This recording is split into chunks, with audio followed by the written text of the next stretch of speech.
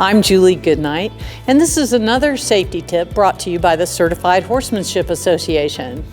These are my assistants, Meg and Ziggy, and today we're here to talk to you about how to properly and safely handle your horse for the vet or farrier.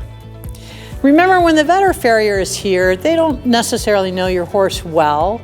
Hopefully you have a nice, safe place like this to work from with level ground, non-slip footing. We've got walls all the way around us so the horse is less distracted and maybe thinking a little bit less about leaving. Remember, the vet or farrier may be doing certain procedures or working on your horse in a way that causes a momentary discomfort or maybe some momentary fear. It's your job as the handler to control the horse, to stabilize the horse, reposition the horse if needed, and most importantly, to keep the vet and farrier safe. So let's talk about where you're going to stand in proportion to the vet and farrier. Remember, one thing to consider is the way the horse's brain works. It's very difficult for him to think on two sides at the same time. In general, when a horse is nervous and edgy, if we both stay on the same side of the horse, he'll be a little bit more relaxed. But it's okay, particularly when your farrier is handling the horse. And Meg, if you want to just step to the off side there, it's okay as long as your farrier is working on the front end of the horse. He may want you to go stand on the opposite side to help stabilize the horse, to keep the horse from moving forward, but also to control the nose of the horse. Look, there's no farrier out there that wants your horse bending around and putting his lips on his back, on her rear end, or anywhere on the hat. That's not funny. And almost every farrier out there has been bitten at some time or another by a horse. So it's your job as the handler to control the nose of this horse. As the farrier, bend down underneath the horse, focusing on what's going on here. Your job is to focus on what's going on up there. Do not let your horse reach around, and never let your horse put his mouth or lips anywhere near the farrier or the vet for that matter.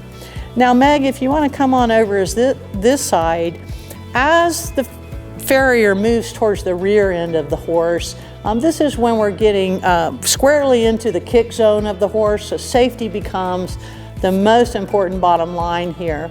So I want my horse handler to be on the same side as me, particularly when I'm back here in the rear end of the horse. I want the horse's focus to be entirely on this side of her body as I reach down here to work with the hind legs. As most of us know and understand, it's a little bit worrisome being back here because the horse can easily kick, particularly if they're a little frightened or becoming defensive. So with Meg here on the same side as me, if this horse starts kicking, all she has to do is turn the nose this way towards me. Go ahead, take a step towards me, and she turns the nose this way, and it diffuses the hip of the horse. It takes the kicking end, the business end of the horse away from me. Go ahead, Meg, and step her shoulders back over there. While it might be okay to be on opposite sides of the farrier when she's working on the front end of the horse, as he or she moves to the back end of the horse, you want to be on the same side. This allows you to diffuse the kick of the horse by disengaging the hindquarters and moving it away from the farrier. It also gives the horse a clear escape route. If something big were to happen and the horse were to really blow up and take off, he's not going to run over either one of us, so it keeps us both a little safer. Another important tip for you when you are handling the horse for the vet or farrier: if your horse should start going backwards or pulling back on the lead, you know instinctively that handler wants to pull the horse forward, and that is often the very worst thing you can do. When a horse is pulling back or trying to go back, it's better to just kind of move with the horse.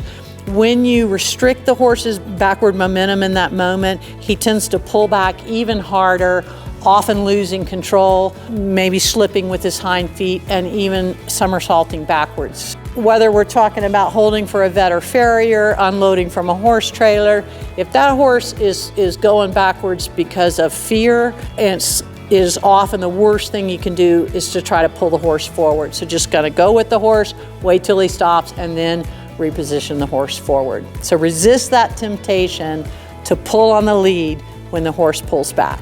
You want to be sure you warn your veterinarian or farrier of any idiosyncrasies this horse might have, any things that you know about, parts of the body where the horse is more reactive than others.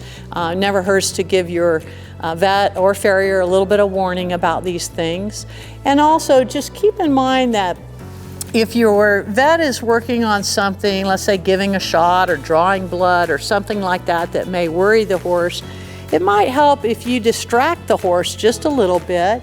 You could maybe wiggle that lead rope a little bit just to put a little sensation on the face.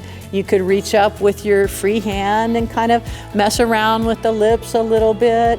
You might even reach up and knock on the forehead a couple of times. Just anything that brings a little bit of focus off what the vet is doing and onto a little bit more you. I don't want you to distract to the point that it forgets about what the vet's doing, but just enough to bring a little bit of the concentration off might help the horse settle down. So these are just a few things that you can do to keep your vet and farrier happy and safe, and to make sure you're handling the horse in a way that gets the job done without any drama. And this is another safety tip brought to you by the Certified Horsemanship Association.